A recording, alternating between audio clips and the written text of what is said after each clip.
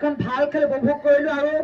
আমি ইমান নিৰ্দয় নহয় আচলতে মানৱীয়তাৰ বাবে আমি কেইবাটাও ৱাইড দিও চেষ্টা কৰিছিলো আৰ্টিষ্ট লেভেলে যিহেতু ভাল খেলি আছে যদি পাৰে কেনেবাকৈ যদি চুবগৈ পাৰে ভাল লাগিব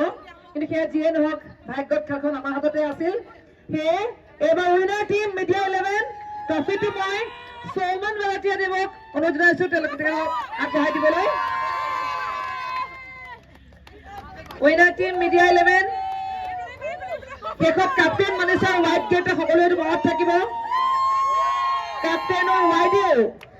হৰুৱাব নোৱাৰা টিমটো হৈছে মিডিয়া 11